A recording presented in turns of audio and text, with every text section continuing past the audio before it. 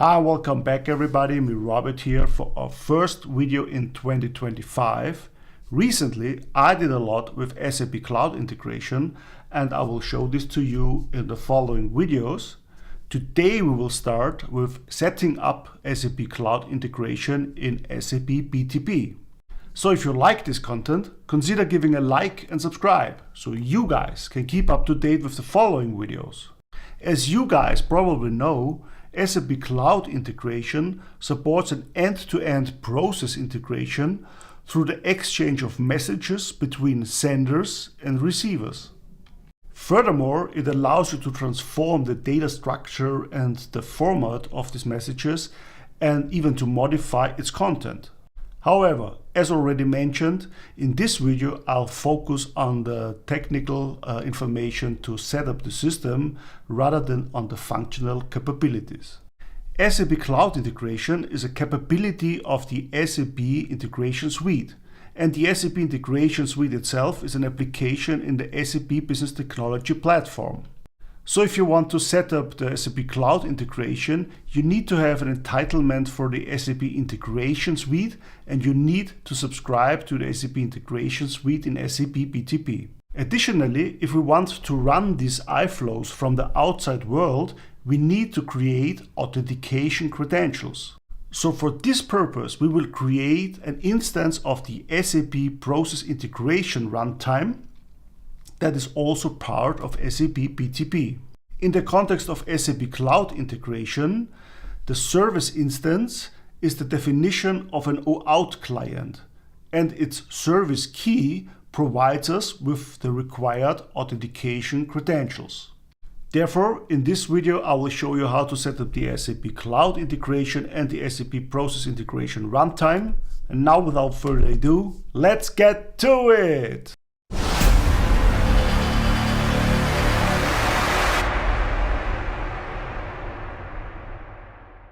Okay, here you can see that I'm in my SAP BTP cockpit yet. In my global account, you can see that I have 3 sub-accounts here and I will install the SAP Cloud Integration, respectively the SAP Integration Suite here in the second sub-account here. In this sub-account, I already have a Cloud Foundry environment installed. If you do not have a Cloud Foundry environment yet, please watch my video Cloud Foundry environment in SAP BTP, since the Cloud Foundry environment is a prerequisite for this video. Now we switch back to our global account here. And we click on Service Assignments here on the left-hand side below the entitlements. And here we check if an integration suite is available at all for our global account.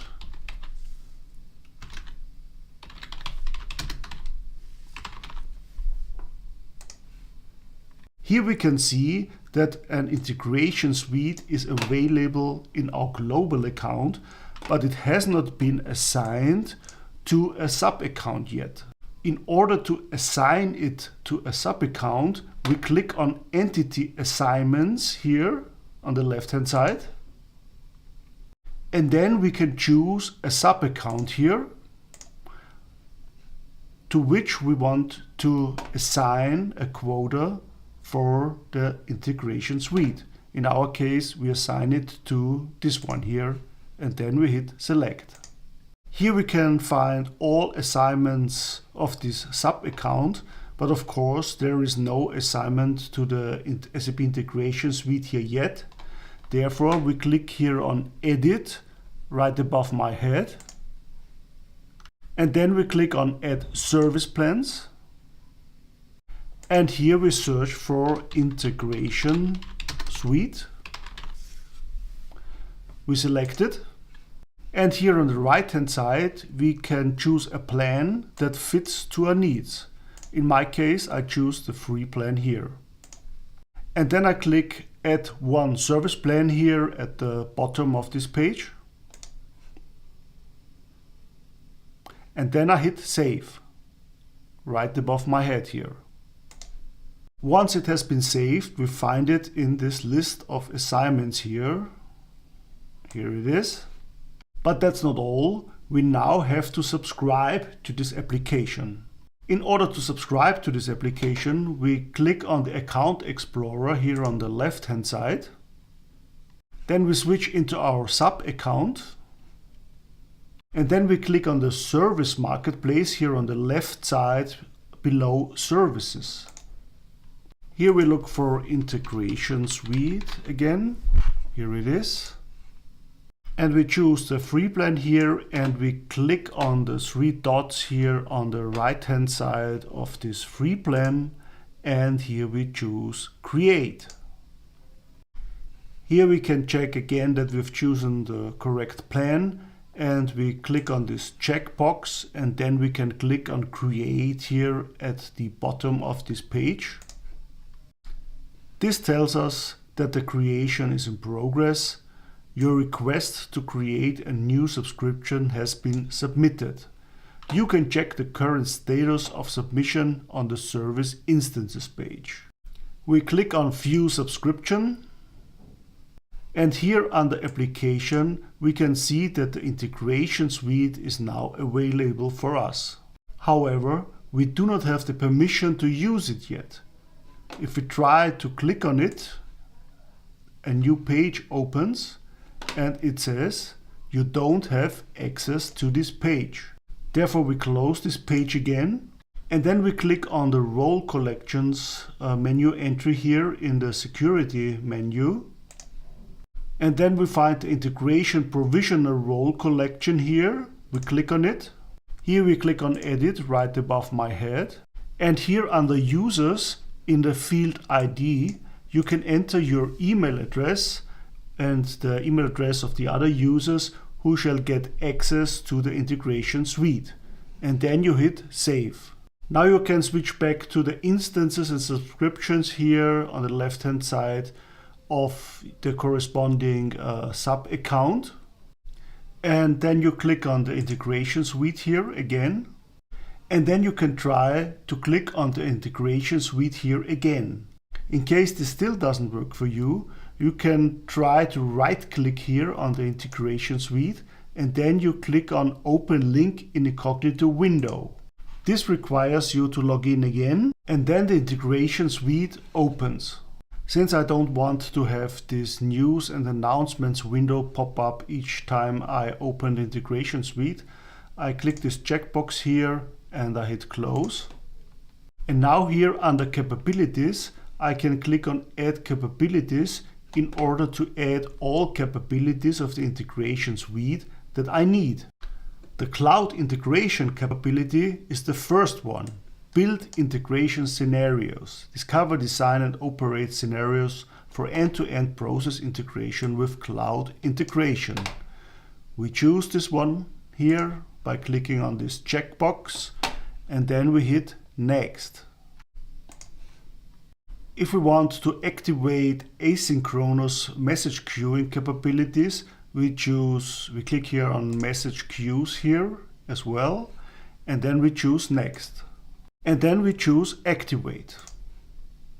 Here on this page we get the information that the tenant provisioning activation with message queues is in progress. This may take up to 60 minutes, so we have to wait. But in the meanwhile, we can set up the SAP Process Integration Runtime. For this purpose, we click on Entitlements again here on the left-hand side. Please note that we are still here on the sub account level and not on the global account level. And then we click here on Edit on the right-hand side. Then we click Add Service Plans. And here we search for SAP Process Integration Runtime. Here it is. Here we have two available plans. One is API and the other one is Integration Flow. I assign both of them to my sub account. However, in this video I will only use the second one, Integration Flow. And then I click on Add to Service Plans. And then I click on Save, that is right above my head now here. Now you can find the SAP Process Integration Runtime here in the list of assignments.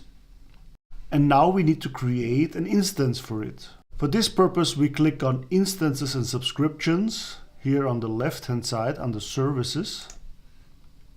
And then we click on Create here on the top right side. As a service, we choose SAP Process Integration Runtime.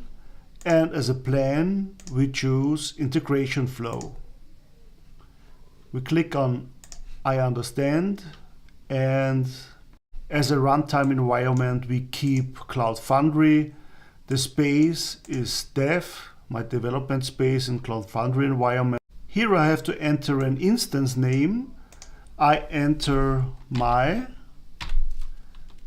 PI for process integration, RT for runtime, and IF for iFlow, and then I hit create. Here I can see that the creation is in progress. Once it is created, I can click on it, and here under service keys I can create a service key for my process integration runtime. For this purpose I click create here. Here I have to enter a service key name. I name this service key my service key.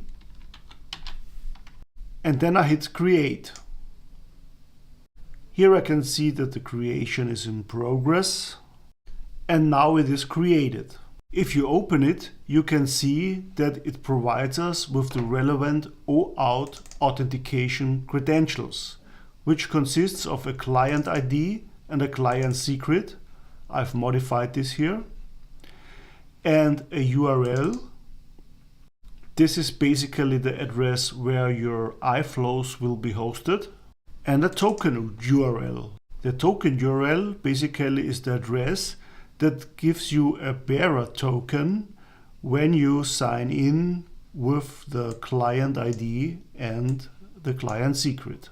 With this bearer token that you receive, you can then access the iFlow in the Integration Suite. But now let's switch back into the Integration Suite. And here we now can see that the cloud integration capability has been assigned successfully. We can see this since the Build Integration Scenarios tile here is available for us. But please note that we still cannot open the cloud integration here and create some iFlows. This is because we still do not have the correct permissions to do so. Therefore, we switch back to the SAP BTP cockpit and to role collections here on the left-hand side. And here we can find some new role collections. PI Administrator, PI Business Expert, PI Integration Developer, and PI Read Only. So now you can open the Users menu entry here under Security again and assign these roles here, or at least the first three roles here, PI Administrator, PI Business Expert, and PI Integration Developer, to your user. Once you've done this, you can switch back to the Integration Suite, and here you will notice that you have more menu entries here, Discover and Design, and furthermore here under Build Integration Scenarios, you can click on Discover Integrations, and you have these three dots here. If you click on Discover Integrations, we can find many integration flows here that SAP has already provided for us. Let's click randomly on one of these integrations here, for example this one, and here we can see that each integration comes with a description in the overview section, then artifacts here which basically contains all the archetypes, for example the integration flows or value mappings. Let's click on one here. And here for example you can see a full-blown integration flow.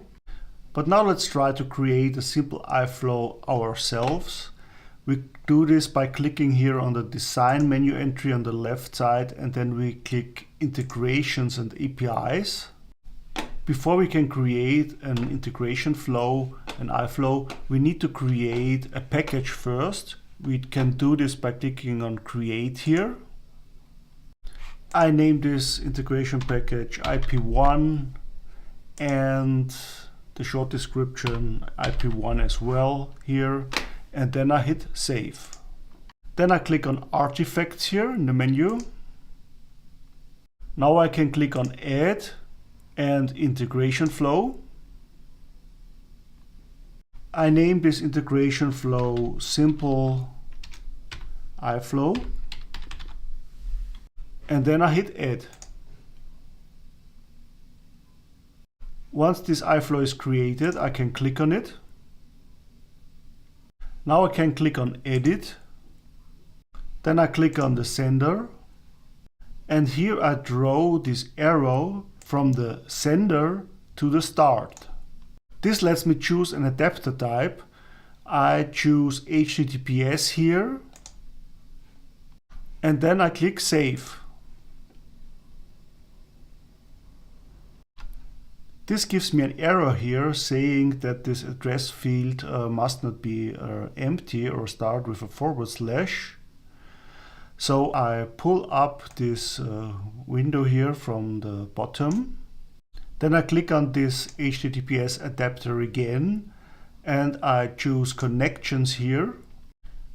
Here I enter / simple iFlow, for example. And I deactivate here CSRF protected. And then I click on Save again. And now we can see that this error message is gone and we have created our first integration flow successfully. Now let's try to run this integration flow from outside of BTP with Postman. Before we can do this, we need to deploy this iFlow. We can deploy it by clicking here on the Deploy button here on the top right. We choose the runtime profile, which in our case is just the cloud integration here, and then we hit Yes. It says that the simple iFlow is triggered for deployment, and it shouldn't take long. Yes, here it is. The simple iFlow is successfully deployed.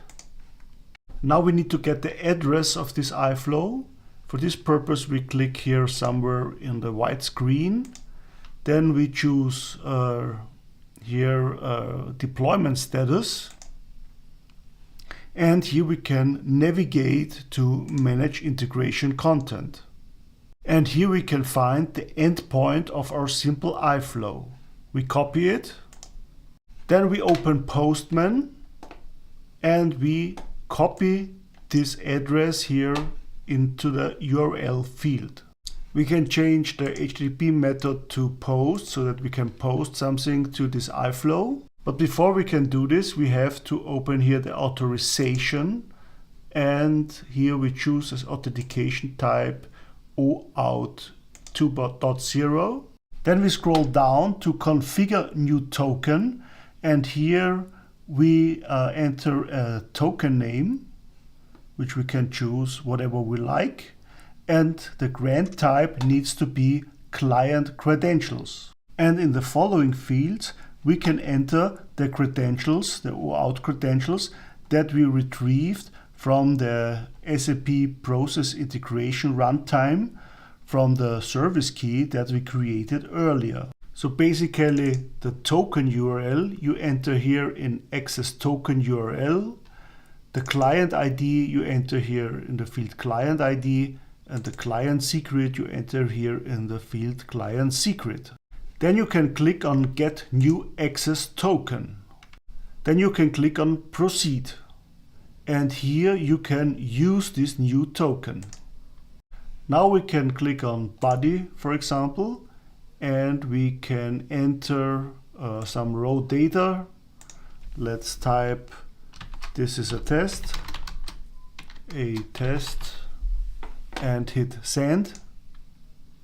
And you can see here that the iFlow returned us the status 200, which is OK. And it also returned the message, which was the posted, this is a test. So that's all for today. If you like this content, please give a like and subscribe.